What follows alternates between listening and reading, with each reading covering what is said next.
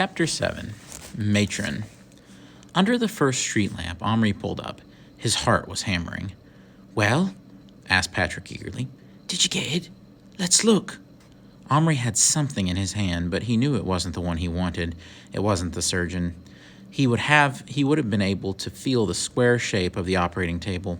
It was a single figure. He held his hand closed around it, afraid to look.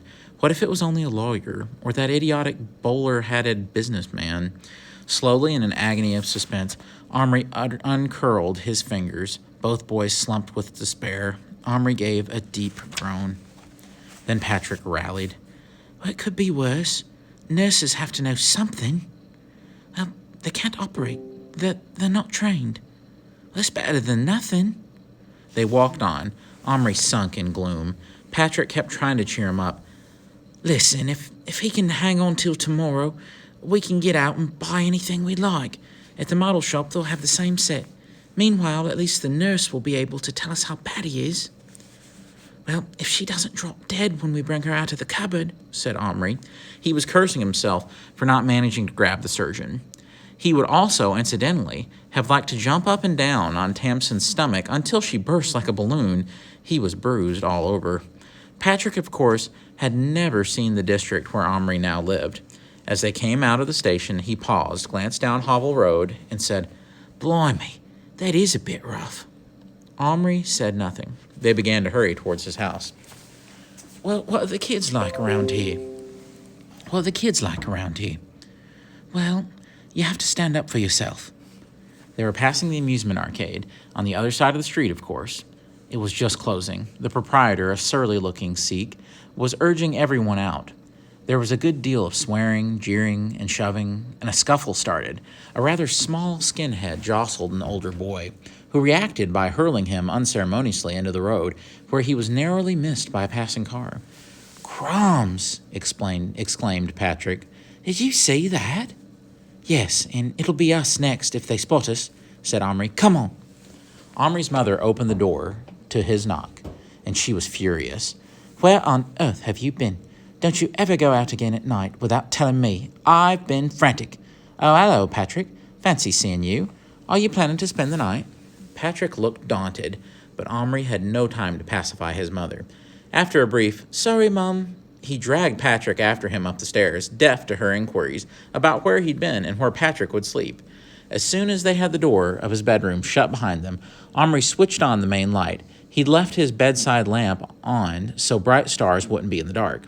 Patrick cautiously approached the chest, his big eyes wide, as if his unbelief had come back to him, and the sight of the living miniature people struck him afresh as incredible. Bright Stars had jumped to her feet as they came in. She recognized Patrick at once and raised her hand to greet him. "Hello, Bright Stars," he said softly. "How's Little Bear?" She stepped aside and pointed. Little Bear's eyes were open, and they were big with pain. He fastened them on Patrick and then saw Omri. He didn't speak, but a look of joy came over his face. He closed his eyes. Omri, help now," asked Bright Stars beseechingly. "Well, we're going to try." He wanted to tell her not to be too hopeful, but he couldn't. He brought the figure of the nurse out of his pocket. He and Patrick examined it again. "She's wearing one of those weird high hats," said Patrick. "And when I was in the hospital having me tonsils out, a nurse came in with those sort of hats on, and they were important. All the others scurried about when they came in to the ward." "Well, maybe she's a matron," said Omri, who thought that he hadn't ever been in a hospital, but he did not watch TV for nothing. "Yeah, something like that. Come on, let's do it." No matter what the circumstances, this was always a thrilling moment. Into the cupboard went the little female figure in its blue uniform dress and white apron and elaborate cap. Would she be old or young, awful or nice? Above all, how would she react when she saw them? In the past, the little people they had brought to life had been superstitious enough, or drunk enough, to accept the fantastic situation. Even Tommy had been easy to convince that he was dreaming. But a modern person might have much more trouble accepting these facts. A quick turn back and forth of the key, and instantly a severe voice could be heard calling from inside the cupboard. Nurse, phone through immediately and tell maintenance there's been a power cut in Ward 12. No need for alarm, ladies. Just a little electrical failure. We'll have the emergency generator working in no time. Omri opened the cupboard door. Ah! Cried the voice. That's more like it. Now what was I... And it stopped. Omri swung the door right back, and the matron stood there on the shelf where they had put her, her hands coming slowly away from her hips. She looked at the two enormous faces for a few seconds, and then she covered her eyes, rubbed them, shook her head briskly, and looked again. Then she said, "What's this then, boys? Some kind of trick? Put the mirrors away and get back to your beds." And then, when nothing happened, her face suddenly went as white as her cap. She did a kind of spin on one heel and fell straight backwards off the shelf. Omri just managed to catch her. He'd been half expecting something of the sort. She lay in the palm of his hand in a dead faint.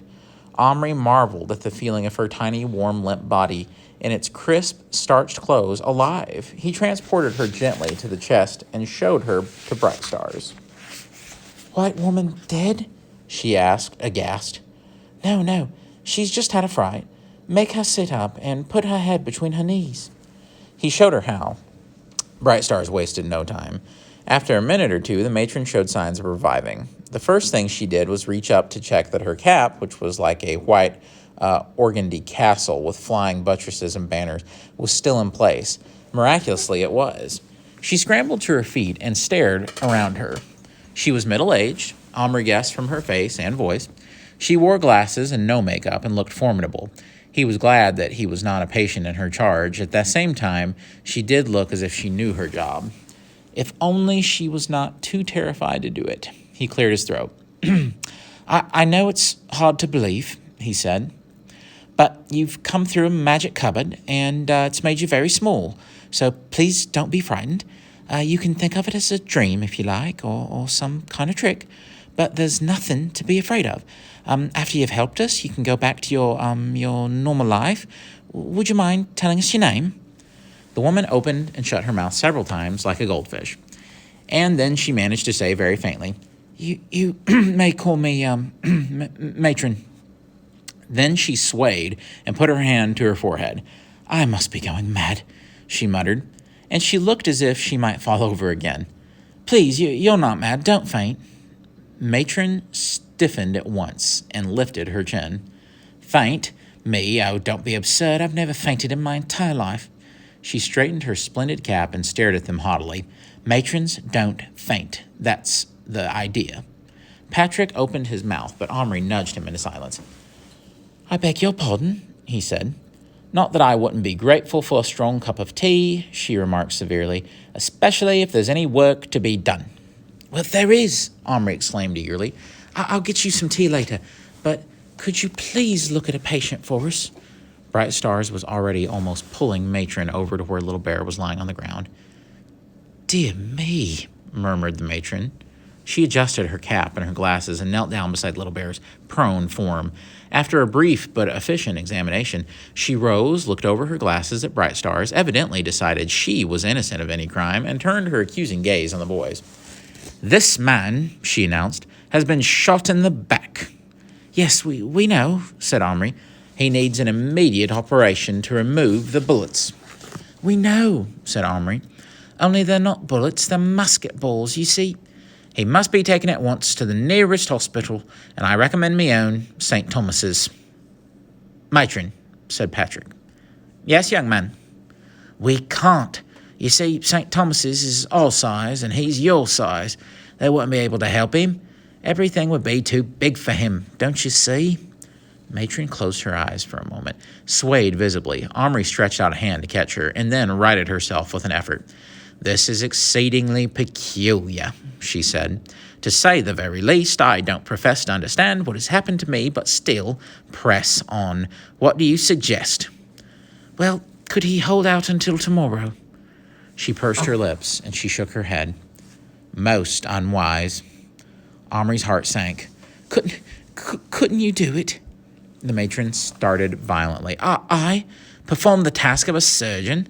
Well, such a thing would be unthinkable. The etiquette of the medical profession absolutely forbids it. But if it didn't? What do you mean? I mean, could you do it if you were allowed to? Allowed to? It's not a matter of permission.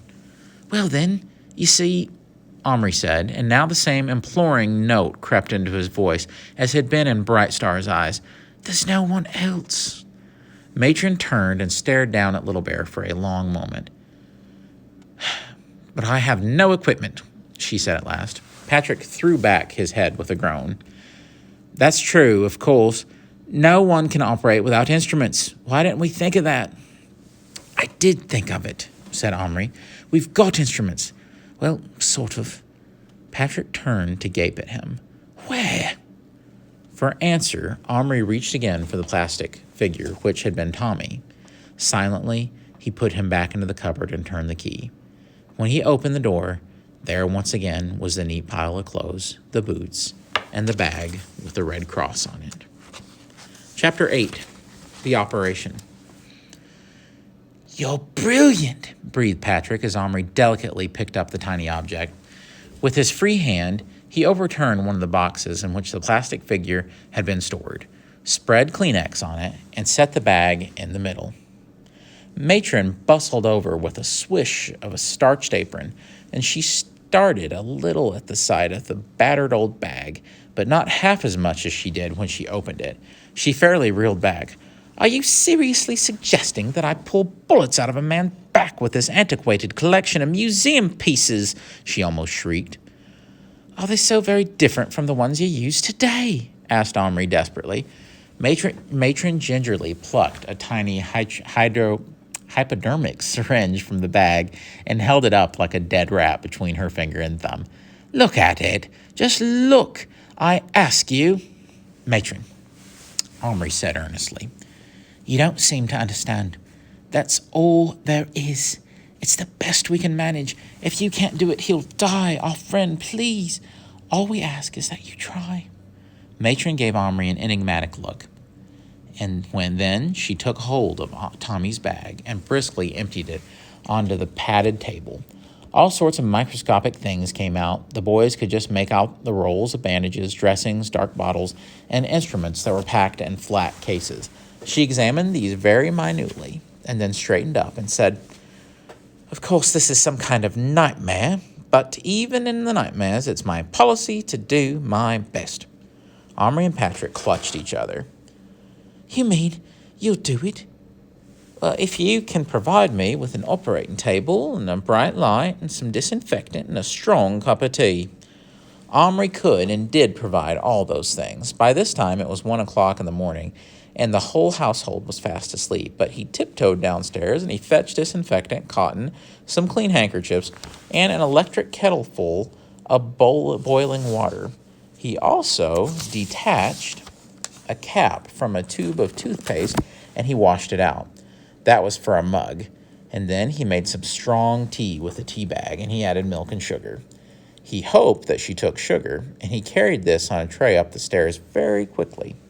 And then he returned to his room. Patrick had fixed up the box as an operating table, and Omri beside the lamp, which had a flexible neck and a 100-watt bulb. His mother had a thing about reading in a bad light. He had been moved onto the chest. The light shone straight down on the table, making no shadows. There was Kleenex spread everywhere, and it looked very hygienic. Little Bear had already been laid on the table, and Matron, armed with a tiny pair of scissors, was soon cutting up handkerchiefs to make a surgical gown for herself and an operating shear for Little Bear. I shall need an assistant, she said briskly. What about the Indian girl? Well, she doesn't speak much English. Well, we'll see. She looks bright enough. She reckoned that Bright Stars, who was already at her elbow, she beckoned at her. How? She said in a loud voice. Bright Stars looked puzzled. When I point, you give, Matron went on. Bright Stars nodded intently. You say, I do. Omri was directed to pour a drop of disinfectant and some of the boiling water into a small tin lid that Patrick had prized off a box of candy drops. The water turned white. Matron dropped the instrument in, and after some moments, poured off the liquid into another lid. Meanwhile, Omri was dipping up a few drops of tea into the toothpaste cap. Ah, thank you, dear, she said when she saw it. She seemed quite cheerful now. She picked up the cap in both hands. It was to her almost the size of a bucket. but she drank most of it at one go and smacked her lips. Ah, that's more like it. What spinach is to Popeye, tea is to me. Now then, let's get on with it. The boys saw very little of the operation itself. The light shone straight down on the white-covered table. Matron stood with her back to them, working silently. Every now and then she would point at something on the tray. Bright Stars would swiftly pick it up and hand it to her. Only once or twice did she fumble, and then Matron would snap her fingers impatiently. For a long time there was not a sound except the occasional stamp of the pony's feet or the clink of metal. And then Matron said, I do believe we're in luck. The boys, who had been afraid to come too close, though Matron had made them both tie handkerchiefs around their faces, leaned forward. One bowl went in one side and straight out the other. It missed his lung by a hair-breadth, and I'm thankful to say I patched that up as best I could. And now I'm playing hide-and-seek with the other one. I think it's lodged against his shoulder blade. Not far in. I think I've got it. Yes. She made a sharp movement and then held up a minute pair of tweezers. Whatever they held was far too small to see, but the tips were red, and Omri shuddered. Matron dropped the bit of metal into the tray with a ping, and suddenly she began to laugh. Whatever would St. Thomas's surgical staff say if they could see me now, she gurgled. Will he be okay? Omri asked breathlessly. Oh, I think so. Yes, indeed. He's a very lucky lad. Your Indian friend. Well, we're all lucky to have found you, said Omri sincerely. Matron was stripping the wrapper off of a large field dressing. First World War dressings, she was murmuring. Amazing how they've lasted, as if they were made last week. She indicated to Bright Stars that she would help her apply it to Little Bear's back. Then they bandaged him between them, and after that, she wiped her perspiring face on a scrap of cotton. You can turn the light off now, she said. Whew, I'm hot. Her towering cap was collapsing like an ice palace, but she didn't seem to care. Any more tea? What an experience. Wouldn't have missed it for the world. I always thought I could do maybe simple ops as well as any of those fat cats, but oh dear, what am I saying? And she chuckled against her own disrespect to professional etiquette. After swiggering down another bucket of tea and making sure Bright Stars had some too, she checked Little Bear's pulse, gave Bright Stars some simple instructions, and then said, Gentlemen, I think, if you don't mind, that I'd better be getting back to St. Thomas's. Goodness alone knows how they're coping without me. I'm afraid the unthinkable has happened, and I have fallen asleep on duty, and I will simply never live it down. She shook hands with Bright Stars, and then gave her a pat. Not on her shoulder, oddly, but on her stomach. Take care of your husband, she said, and take care of yourself, too. Bright Stars looked shy. You'll have a nice surprise for him if he doesn't come to very soon. Then she waved to the boys, straightened her wilted cap up, and hiking up her skirt over her black stockings, clambered down into the cupboard. When she'd gone, Omri watched Bright Stars settling down at Little Bear's side. He was still lying on the table, warmly wrapped up and sleeping soundly. What did she mean about a surprise? He asked Patrick, who was yawning hugely. Oh, come on, didn't you notice it? Well, notice what? Her big belly. She's going to have a baby. A baby? Wow, that'd be great. Are you nuts? That's all we need. Indian women manage by themselves, said Omri, who'd read about it. They don't make any fuss, not like our mothers. Well, I should think any mother'd make a fuss if she had to have you, said Patrick. Where do I keep? Omri was beginning to feel exhausted, too, but it seemed heartless to go to sleep. What do you think we should? Well, she said that he'd be quite okay. She told Bright Stars what to do. There's not much we can do anyway. Look, can I just put these cushions on the floor? I'm knackered. In 3 minutes, he was flat out. It took Omri a little longer. He, crouching by the chest, and stared at Little Bear and Bright Stars. She must be tired, too, especially considering... Do you need anything, Bright Stars? Something to eat? She raised her tired eyes to him and gave a little nod.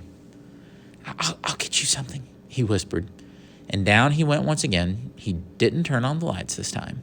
The reflection from the kitchen light could be seen in his parents' bedroom. He had no desire to explain to anyone what he was doing up at such an hour. The light from the street lamp was enough to show him cake, bread, butter, But what was that? Something had gone past the window. He'd seen it out of the corner of his eye. He froze. He could have sworn it was a man's head. When he could unfreeze, he went to the window and looked out. All he could see was Kitsa sitting on the sill, which would have settled the matter except for one thing. Her head was up, her ears were pricked, and not at Omri, but in the other direction. Omri climbed the stairs with the food, feeling more than a little uneasy. It seemed to him, on reflection, that the head that he had seen had shone in the street lamp as if it had had no hair.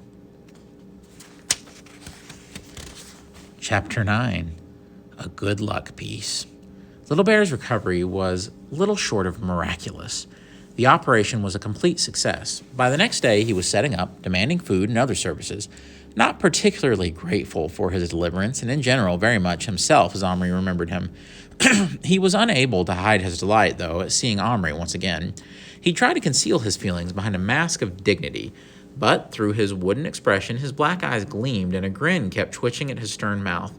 "Omri grow much," he remarked between slurps of a mug of hot instant soup. There was a distant shortage of toothpaste tops throughout the house, which Omri's mother was to remark on. "But still only boy, not chief like Little Bear." "Are you a real chief now?" Omri asked.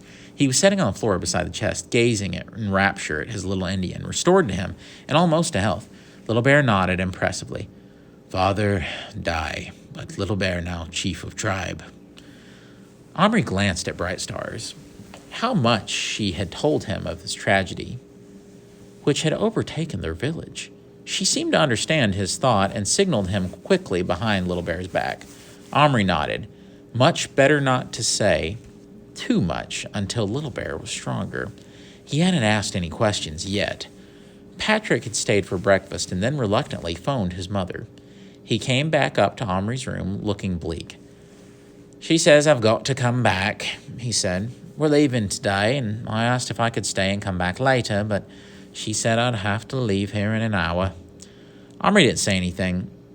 He didn't see how Patrick could bear to leave. To make things worse, Omri's parents had particularly asked if he could stay over another night. They were going to have a party in the evening, and would be home late. Adele and Gillen would be out too. There'd be a babysitter, of course, but she was just a stodgy old lady, and Patrick would be company for Omri. Omri thought Patrick's mother was being entirely unreasonable, and said so. Patrick was inclined to agree. Meanwhile, they had this hour. They decided to spend it talking and doing things for the Indians. The first thing Little Bear asked for was his old longhouse, built by himself, when he'd been with Omri last year. Fortunately, Omri still had it, or what was left of it. It had been made on a seed tray packed with earth, but this had dried out within the interval, so several of the upright posts had come adrift, and some of the bark tiles, so carefully shaped by Little Bear and hung on the cross pieces, had shriveled and dropped off. When Little Bear saw his derelict masterwork, he had to be forcibly restrained from leaping out of bed immediately to repair it.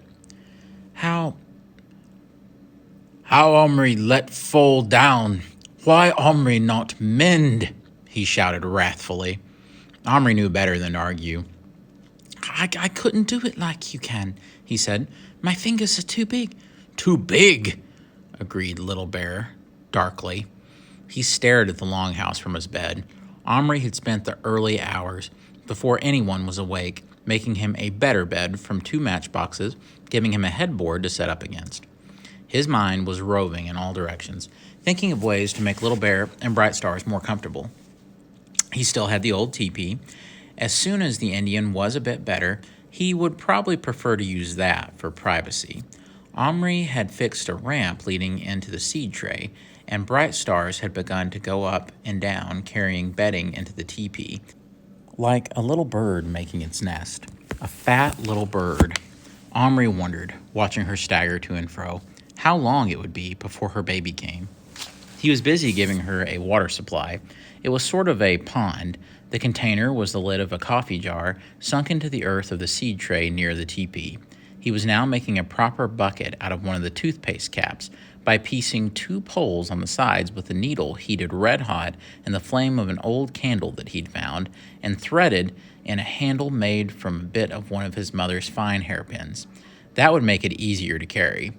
Of course, that was just the beginning of all the things that would be needed if they stayed long. Bright Stars vanished into the teepee, and Little Bear, who had been watching her too, beckoned Omri closer. "Soon, I father," he said proudly, and he hit himself in the chest. A flash of pain crossed his face. "Yes," said Omri, "so you'd better rest up and get well." "Oh, I will." He shifted restlessly about on the matchbox bed, and suddenly he said, "Where's other brother?" "What do you mean, my brothers?" "No, Little Bear brother, blood brother, like Omri." It occurred to Omri and Patrick at the same moment whom he meant. Patrick had also been busy. He had gone outside earlier and dug up a very small turf of grass from the garden, a piece of living lawn about 6 inches square, a paddock for the pony to graze on. It was to have a fence around it, which Patrick was making out of twigs, string, and glue, and now he looked up from this with an unreadable look on his face. "When your mum threw your models away," began Omri slowly. "Yeah?" "Did she get rid of all of them?" "As far as I know." "You really are the pits," said Omri between his teeth. "Me? Why?" "I suppose you just threw him in with all the others and then left him for your mom to chuck in the dustbin." "Well, what are you talking about?" "You know darn well, Boone." Patrick dropped his eyes. Omri couldn't tell what he felt. He seemed almost to be smiling, but Omri felt suddenly so furious with him that this only made him angrier. Though they had spoken quietly, Little Bear's sharp ears had caught the gist. "Who throw Boone? I want see blood brother. Who throw? I kill," he roared. Bright Stars emerged from the teepee at the first roar and darted to his side. She forced him to lie on his back and pinioned him to the bed by main force until he calmed down a little and evidently promised her to behave. And then she hurried to the edge of the chest with a gleam in her eyes that boded no good at all. Where Little Bear brother?" she demanded. "Little Bear want. No good him get angry. Omri bring Boone now." Omri's insides seemed to be churning up with an anger no less strong than the Indians. He turned on Patrick. "You must have been mad to let your mother throw him away, just because for some idiotic reason you wanted to pretend none of it ever happened. I'm going to kick your head in, you dim Wally." And he made a move towards Patrick. Patrick didn't step back. He stood with his hand in his pocket. "Oh, he's here," he said. Omri stopped short, jolted as if he'd stepped up on a non-existent step. "What?" "Oh, he's here. He's in my pocket." Slowly he withdrew his hand and he opened it. Lying in his palm was the crying cowboy on his white horse. Boone, as large as life, or rather, as small. Omri uttered a shout of joy. "You've got him. You've had him all this time?" And then his grin faded. "Are you mad? Or why didn't you say so in the first place?"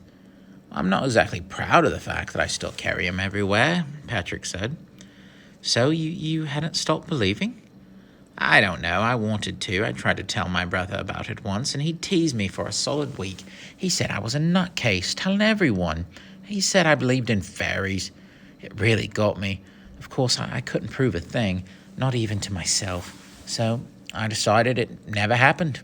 But I just kept Boone in me pocket all this time, like, well, sort of for good luck." Omri had picked up the figure of Boone tenderly and was examining it. The horse's legs had become a bit bent, and Boone's beloved hat was looking decidedly worse for wear, but it was still unmistakably, even in plastic form, Boone. It was the way that they had last seen him, sitting on his horse in his 10-gallon hat, his hand holding a big red bandana to his nose, blowing a trumpet blast of farewell. "I can't stand saying goodbye, and just refuse to say it, that's all. I'll only burst out crying if I do." "Come on, Boone," whispered Omri, and he put him, without more ado, into the cupboard and turned the key. He and Patrick bent over eagerly, bumping heads. Neither of them brought to the surface of his mind the deep fear they shared. Boone, too, had lived in dangerous times, and Omri knew now that time worked the same at both ends, so to speak. A year had passed for him, and in another place in time, a year had passed for his little men. And an awful lot, too, and a lot of it is awful, could happen in a year. But almost at once their fears were laid to rest. There was a split-second silence, and then on the other side of the cupboard door, Boone began battering and kicking it, and a faint stream of swear words issued through the metal. "I ain't putting up with it. No, sir, it ain't fair. It ain't doggone well right. And I ain't been drinking. I ain't been fighting. I ain't cheated at poker in over a week. There ain't no law that can sling a man in jail when he's innocent as a newborn babe. Never mind keeping him shut in a cell so dark that he can't see his own mustache." Well, the boys were too fascinated to do anything at first, even open the door. They just crouched there, grinning imbecilically at each other. "It's Boone.